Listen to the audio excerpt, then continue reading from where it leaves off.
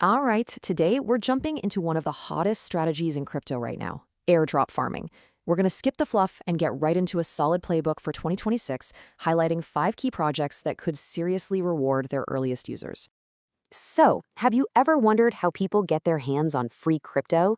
Well, it's usually not just blind luck. It's about having a strategy. Being in the right place at the right time and, most importantly, doing the right things. That's really the whole idea behind airdrop farming.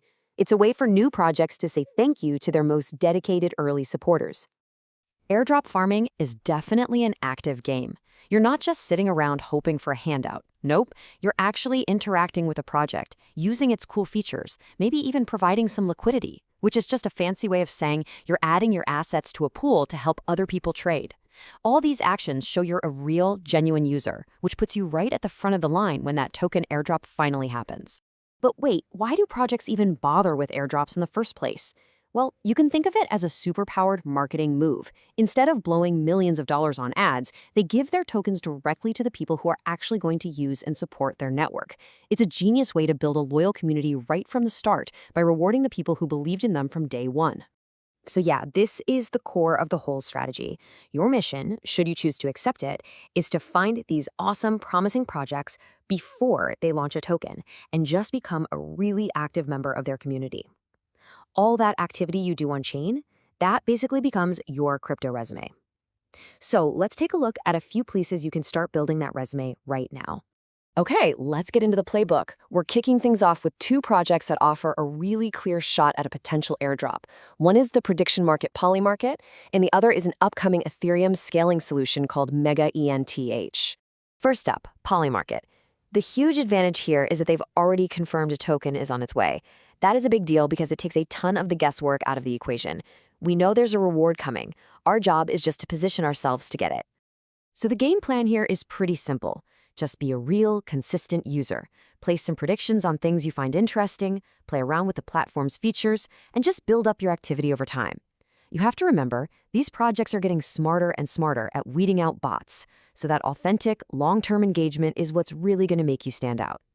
All right, next on the list is MegaETH. This is what's called a new Layer 2 network. Think of it like a brand new, super fast highway built right on top of Ethereum to make things cheaper and quicker. With these big infrastructure projects, getting in on the ground floor as an early user, well, that can be a golden opportunity. The playbook for a new network like MegaETH is a classic one. As soon as it goes live, you'll want to bridge some funds over from Ethereum. After that, it's all about exploring the ecosystem. Swap some tokens on a new exchange, maybe lend or borrow some assets, or provide a little liquidity. These are the core actions that really help a new network get going, and they prove you're an active participant. Okay, let's keep it moving with part 2 of our playbook. The next 2 projects are, honestly, massive in their own right, and they could represent some huge opportunities for farmers who are really paying attention. Our third target is Monad. This is a new, high-performance Layer 1 blockchain. That means it's a foundational network, kind of like Ethereum itself.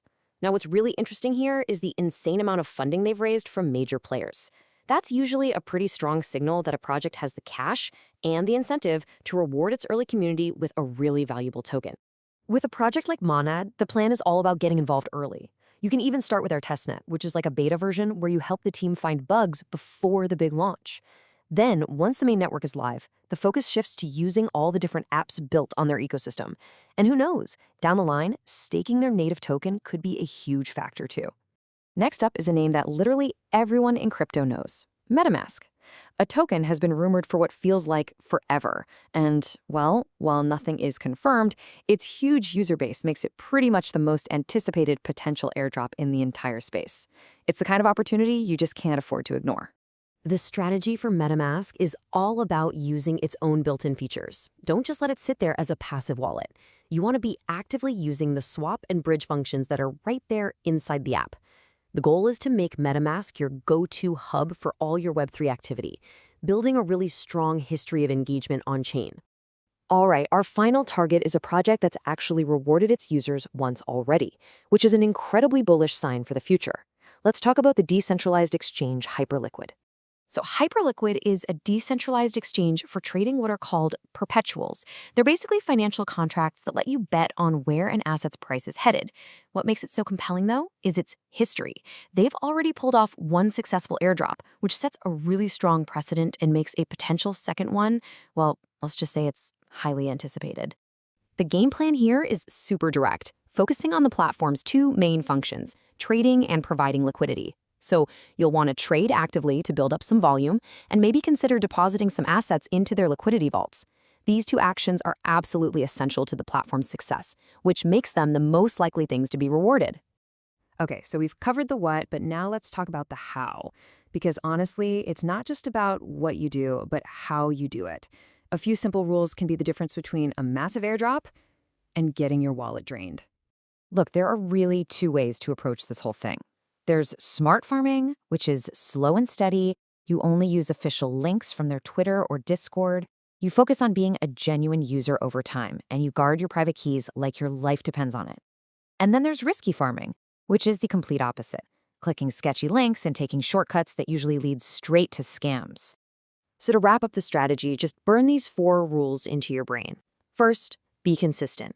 Regular, small actions are way better than one big, spammy burst. Second, diversify. Don't put all your eggs in one basket. Third, stay safe. Only use official links. And finally, and this is the most important rule in all of crypto, never, ever, ever share your private keys or your seed phrase with anyone. Ever. At the end of the day, airdrop farming is not a get-rich-quick scheme. It absolutely requires patience, a ton of research, and real effort. But for those who are willing to put in that work, the chance to get rewarded for helping build the future of Web3 can be absolutely massive. And that's our playbook for 2026. This space is always changing, so the key is to just stay curious and stay active. So what about you? What projects are on your radar? I'd love to hear your thoughts. Thanks for tuning in, and happy farming.